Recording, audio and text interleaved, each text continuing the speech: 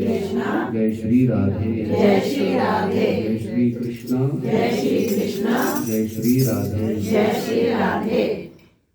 धीरे धीरे परीक्षित बालक बड़े बड़े और एक दिन राजा परीक्षित बड़े हो गए। परीक्षित बड़े हुए तो उनको राज्य का कार्यभार संभालने के लिए दिया। वो राजा बने। कौन बने? राजा बने। और ऐसी प्रजा की रक्षा करते थे जैसे अपना परिवार होता है ना। महाराज परीक्षित राज्य के अंदर में रथ के ऊपर बैठकर हर गलियों में हर कॉलोनी में जाते थे और पूछते थे कोई कमी तो नहीं है। हाँ जी, हमारे यहाँ तो चुनाव होने के बाद में 5 साल के बाद में ही आते हैं। चुनाव पास में आता है। हाँ जी, हाँ।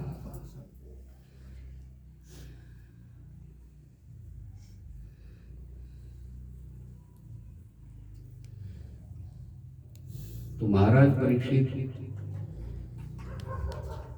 एक दिन भ्रमण करने के लिए निकले तो एक बैल और एक गौ। बैल धर्म का रूप है, गौ पृथ्वी का रूप है। तो ये दोनों बात कर रहे थे, गौ और धर्म का और पृथ्वी का वार्तालाप। तो धर्म का ना एक पैर है, वैसे 4 पैर होते बैल के, लेकिन बैल का एक पैर है। तो गौ को पूछने लगे, भी आप उदास लग रहे हो, क्या कारण है? ठीक है। तो पृथ्वी पर ना पाप कर्मों का भार बढ़ रहा है, कली का प्रभाव।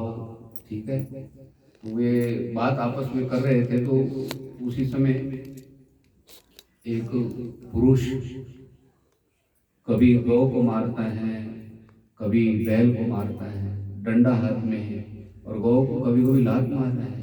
ठीक है। और जिस समय वो परीक्षित महाराज रथ पर बैठकर भ्रमण कर रहे थे तो उन्होंने ये दृश्य देखा। तो परीक्षित को लगा कि मेरे राज्य के अंदर में जिस गौ की पूजा होती है उस गौ को कौन मार रहे हैं, बैल को कौन मार रहे हैं और डंडे से पीट रहा है, मार रहा है। तो उस समय महाराज परीक्षित रथ से उतरे और अपने हाथ में धनुष बांध लिया और वो बस खींचने लगे बाण को। तो उसी समय वो कली है ना, वो पुरुष राजा परीक्षित के चरणों के पास बैठ गया। तो उन्होंने कहा कि महाराज मेरी रक्षा करो। बोले मेरे राज्य के अंदर में जो गौ को मारता है, बैल को मारता है, ऐसी घटना कभी हुई नहीं है। तुम इस राज्य के बाहर मैं तुम्हें मारता हूँ। ठीक है। बोले मेरी रक्षा करो, मारो मत, मेरी रक्षा करो। तो उस समय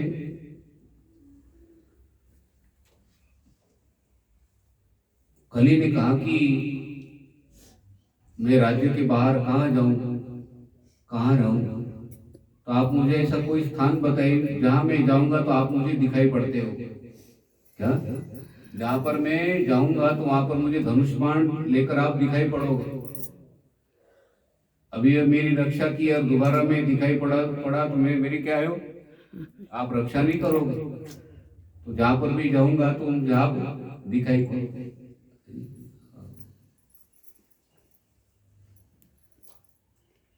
वो विद्यार्थी जीवन में पढ़ते थे ना, तो गुरुजी वो डंडा लेकर आते थे विद्यालय 4 बजे। हाँ जी, जो मिला सोते हुए उनकी पूजा शुरू। हाँ जी, तो फटाफट 4 बजे उठ जाते। वो आने के पहले उठ जाते। और अभी भी 4 बजे क्या है, वो गुरुजी दिखाई पड़ते हैं, डंडा लेकर आएंगे। हाँ जी, तो कितना भी देखो संस्कार पड़ते हैं। तो बोले आप जाओगे अपने आश्रम में जाओगे, कहीं घर में जाओगे, ठीक है, आप ड्यूटी करोगे तो आपको गुरुजी की याद आएगी। ठीक है। 4 बजे अभी भी क्या है, चलो भाई पूजा पाठ का समय हो गया है, उठना है। हाँ जी, जब पहली बार उठते हो तो ये अपना मन युधिष्ठिर बन जाता है। युधिष्ठिर कौन? युधिष्ठिर। उस समय लगता चलो जल्दी उठेंगे, लेकिन दुर्योधन आता है, सो जाओ थोड़ी देर। क्या मन क्या बन जाते हैं, अभी थोड़ी देर सो जाओ। तो आधा घंटे के पीछे। हाँ।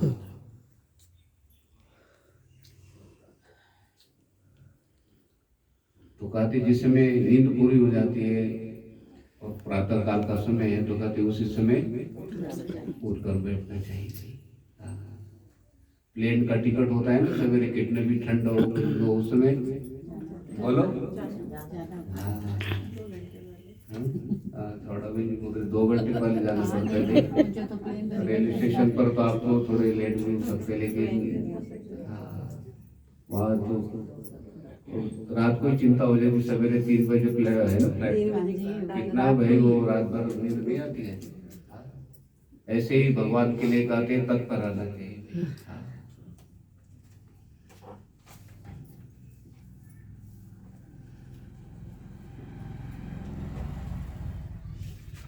तो राजा परीक्षित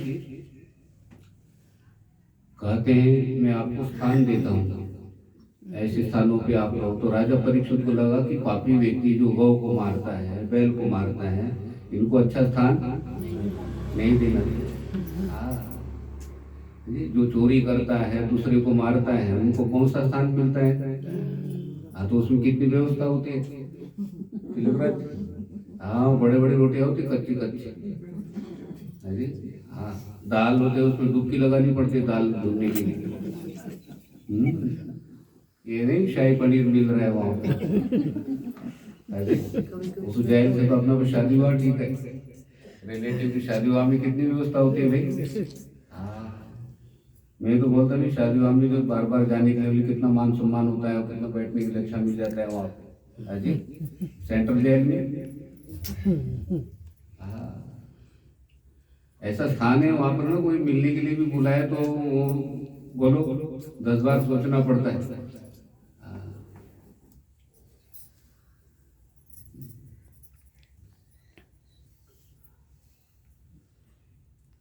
अपने प्रमोद जी आते थे इंस्पेक्टर, वो एक बार वर्दी में आ गए थे, मैंने कहा वर्दी मत आया करो आप।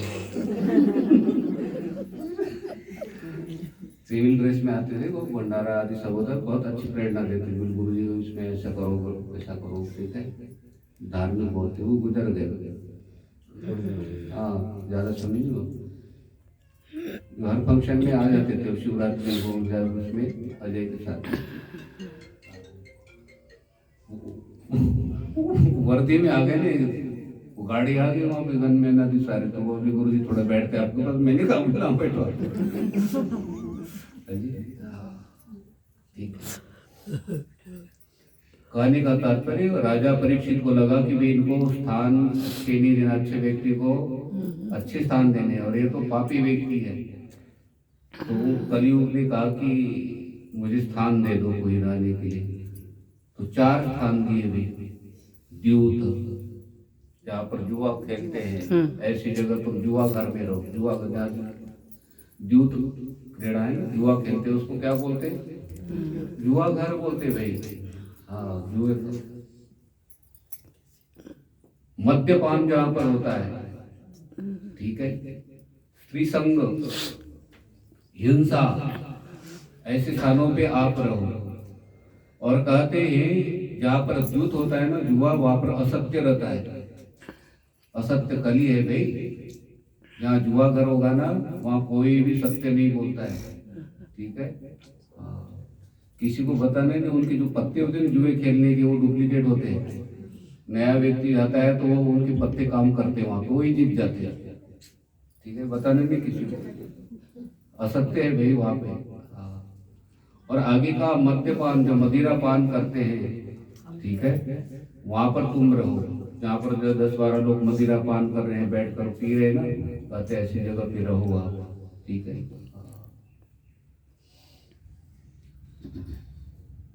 तो उन्होंने कहा कि ये चारों स्थान तो, हाँ जी, चारों स्थान ठीक नहीं, मुझे कोई अच्छा स्थान दीजिए। तो उन्होंने कहा कि आप फिर स्वर्ण में रहो। तो स्वर्ण में बोले तो उस समय कली खुश हो गया, अभी महाराज के मुकुट में ही प्रवेश करूंगा कभी मौका मिले। हाँ जी, कली है ना, वो कली कभी भी हित नहीं चाहता भाई, ठीक है।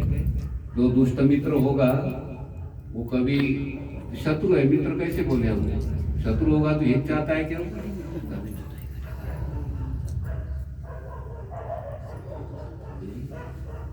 ये जो मदिरा है ना, मदिरा को शराब बोलते हैं। क्या बोलते हैं? हाँ, ज्ञान होना चाहिए। शराब में कितने अक्षर है? 3। शराब। श माने सड़ाती है, सड़ाती है। वो बेरो शरीर क्या होगा? हाँ। और रा माने रुलाती है जी। रा माने रुलाती है।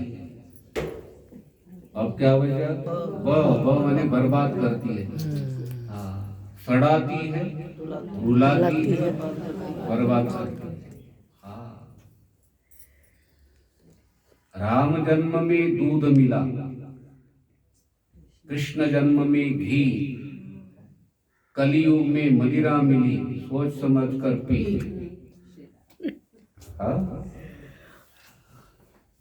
विचार करके भाई, वही जो लेते उनके लिए भी है। पहले तो दुकान के ऊपर लिखा था बॉडी के लिए, आप बोतल के ऊपर लिखा होता है। हाजी कितना रोकते हैं वो। हाजी हाँ। और जो भी पान करता है तो देवता लोग भी आंखें बंद करते हैं, नाक सिकुड़ जाता है भाई। वरुण देवता बोलते क्या पी रहे हो? हाजी हाँ।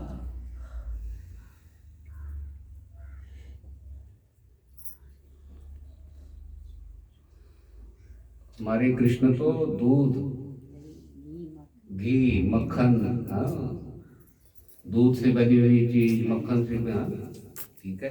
हाँ। मखनी दाल बोलते हैं, इसमें क्या डालते हैं? हाँ। और मखनी दाल किसी को मिल जाए तो नाराज हो जाते हैं। किसने प्रसन्न हो जाते भाई?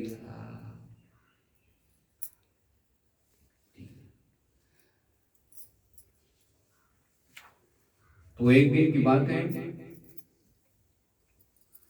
महाराज परीक्षित मंत्री को बोलने लगे, अपने यहाँ पर जो बॉक्स रखी है, पेटी रखी है, उसमें क्या चीजें हैं? तो दादाजी के समय की उतारो, खोलो।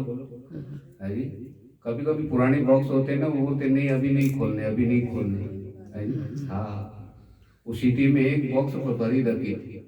मैं गया भोजन के लिए, मैंने कहा खोल दो बॉक्स को। क्या बोले ना, बेटी की शादी होगी ना उस समय खोलेंगे। बोले क्या होगा? मैंने कहा आपको क्या पता है उसमें क्या चीज है? बोले ना बेटी की शादी। उसमें सारे कपड़े थे ना महंगे महंगे, सारे खराब।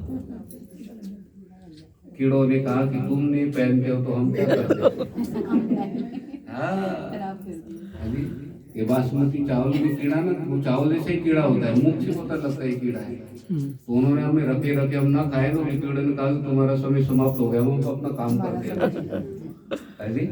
हाँ, अच्छी चीज है, उसको समय पर लेनी चाहिए भाई। हाँ जी। बादाम काजू आज खाएंगे, कल खाएंगे, आज खाएंगे, कल खाएंगे, क्या होगा? कीड़ा खाएगा। कलाकंद का पीस मिला, मिर्च प्रसाद, कल किसी ने संभाल के रखा क्या? अच्छी चीज होती मेरी।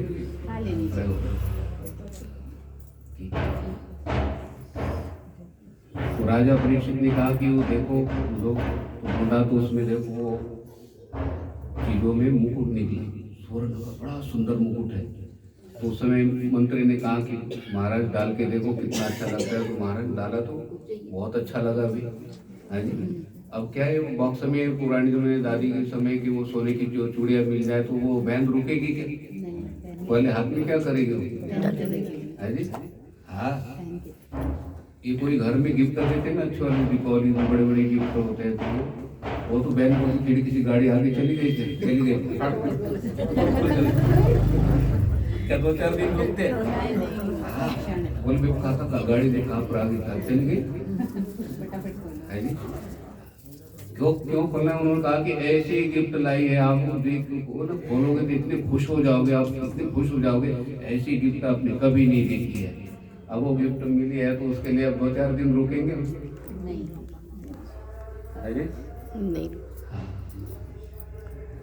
तो महाराज ने वो मुकुट मुकुट डालते ही देखो उनके जो विचार है बुद्धि में प्रवेश किया, वे कली थे। बोले अपवित्र चीज स्पर्श हो जाती है तो कहते हैं वो उसके परमाणु कहते प्रवेश करते हैं शरीर में नहीं। अपवित्र व्यक्ति के पास बैठे ना तो अपना मन खराब हो जाता है भाई। अपवित्र मोहल्ले से जो जाते हैं ना तो वो इच्छा नहीं होती है।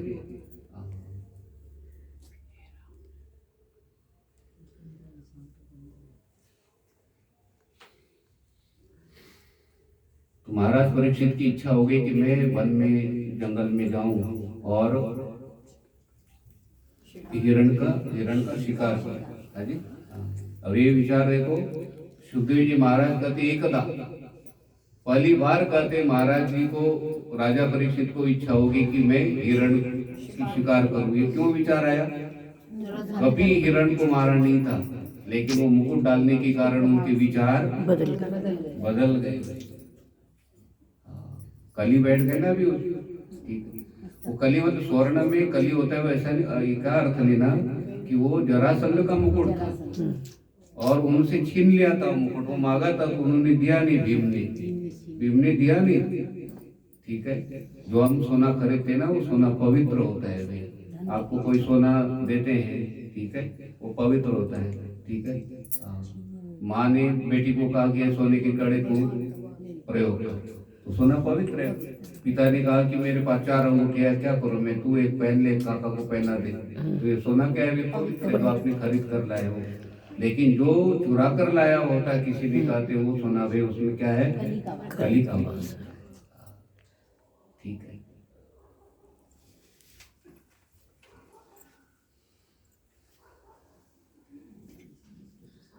अब वो हिरण की शिकार के लिए प्रवेश किया। तो प्रवेश किया जंगल में, वन में, तो हिरण दिखाई पड़ा और महाराज उसके पीछे धनुष लेकर उसको घोड़े के ऊपर बैठे हुए थे ना, तो घोड़ा उनके पीछे दौड़ा रहे थे।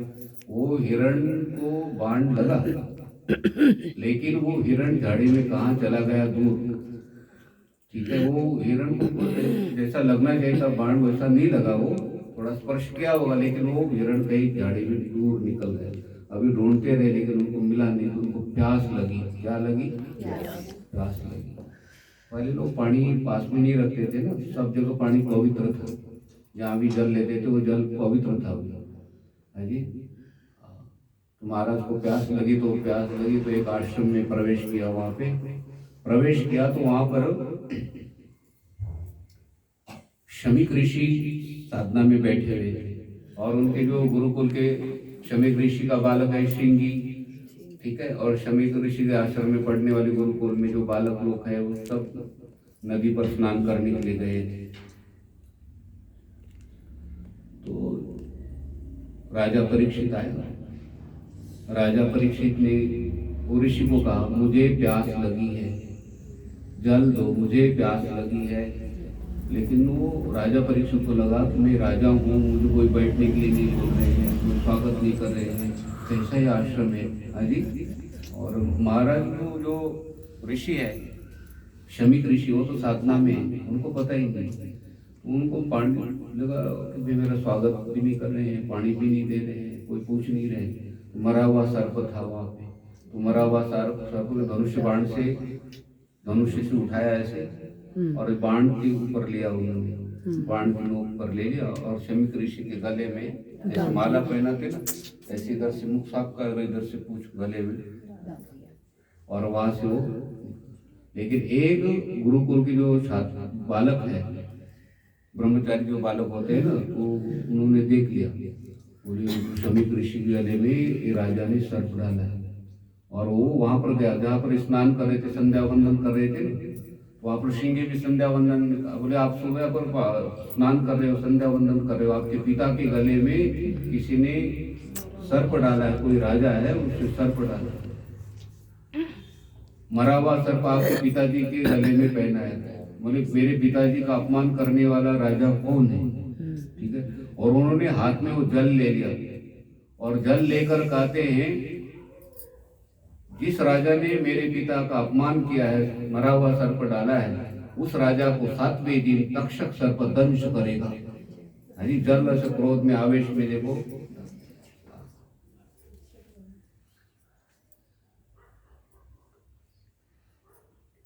इति लंकितम मर्यादम तक्षकः सप्तमे हनि। क्या कहा? श्रृंगी ने कहते 7वें दिन उस राजा को तक्षक सर्प दंश करेगा। तो ये बालक आए हुआ, तो शमीक ऋषि ने देखो मरा हुआ सर्प जो था ना, धीरे से निकाल के नीचे रख दिया।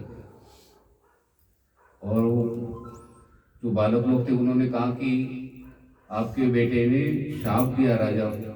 तो उनको श्रृंगी को बुलाया पास, बोले बेटा ऐसा राजा तो संसार में हुआ नहीं है, जिनकी रक्षा के लिए भगवान आते हैं और एक प्रजा का ऐसा पालन करते हैं, ऐसे राजा को तूने शाप दिया है।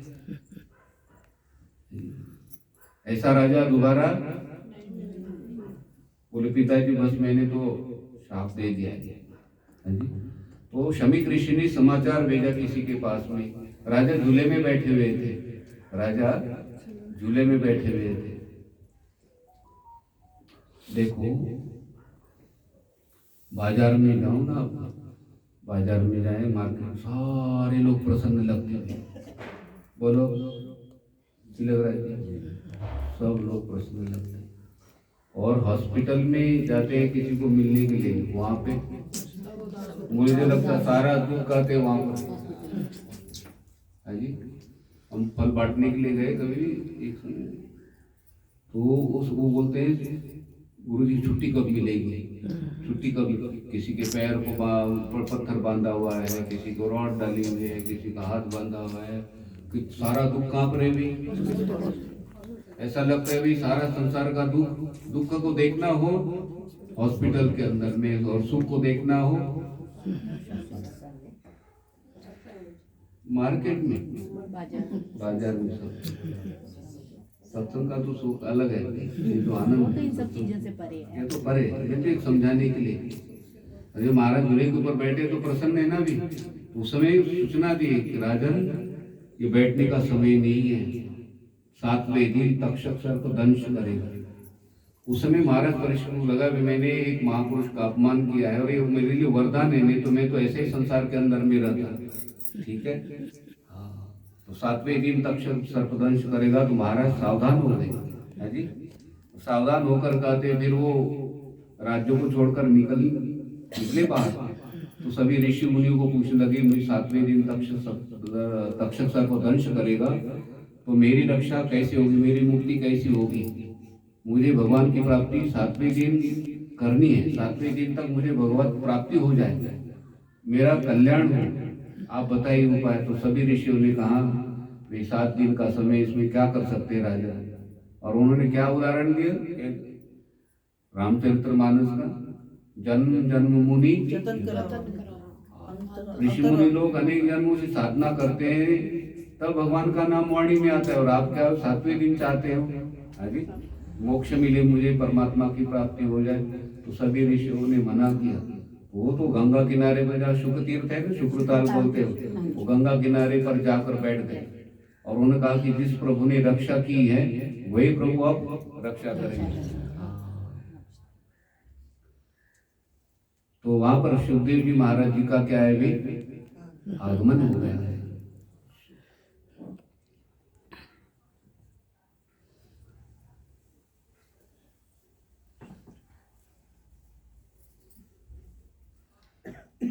तो ये शमीक ऋषि कौन है?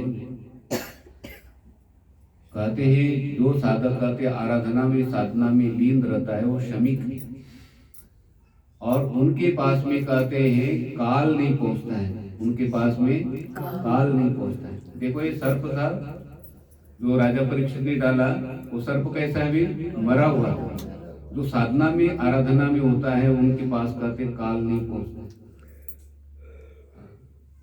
श्रीमद् भागवत जी के महात्म्य में कहा जो कथा में साधक बैठे तल्लीन हो गए या आके मतलब नींद आने लग गई थोड़ी देर के लिए, क्या कहा?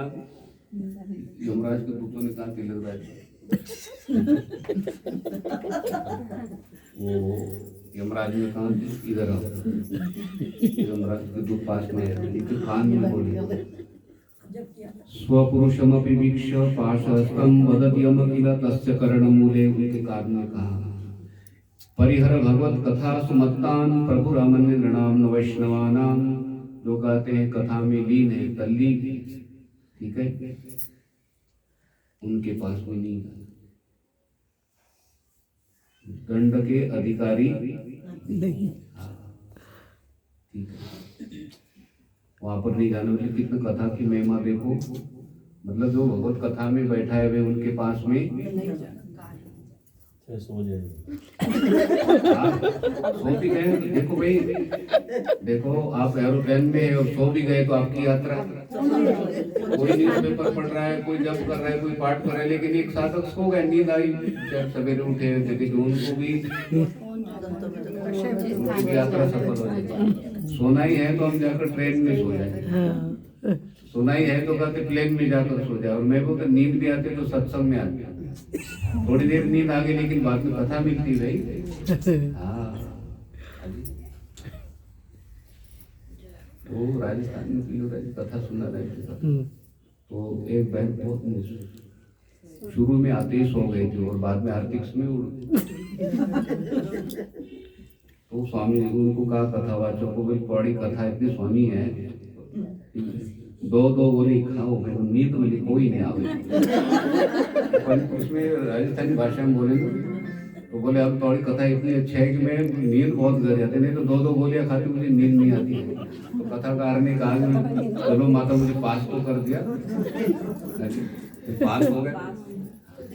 लेकिन वो देखो कथा में आकर भी कहते हैं बोले आरती तो मिल गई और 4 कदम आप चल कर आए हो तो अश्वमेध यज्ञ का फल प्राप्त हो जाता है। जिसमें आप भागवत कथा के लिए चल पड़ते हो, अभी वो बार बार पूछते संगीत को भी वो श्लोक कौन सा है, ताकि जिस समय आप भागवत कथा के लिए विचार आ गए आपके मन के अंदर में मुझे कथा में जाना है, उसी समय भगवान आपके अंदर प्रवेश कर गए। हाँ, ये भागवत की लक्षणता है।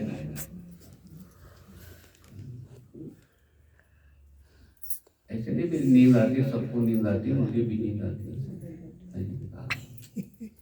हम तो पानी आंखों को लगा के आते हैं ऊपर से। सवेरे क्या हुआ, पाठ आदि कर लिया, रात को समय दिन में आराम टाइम नहीं मिला ना। किरण बेन जी आगे खड़े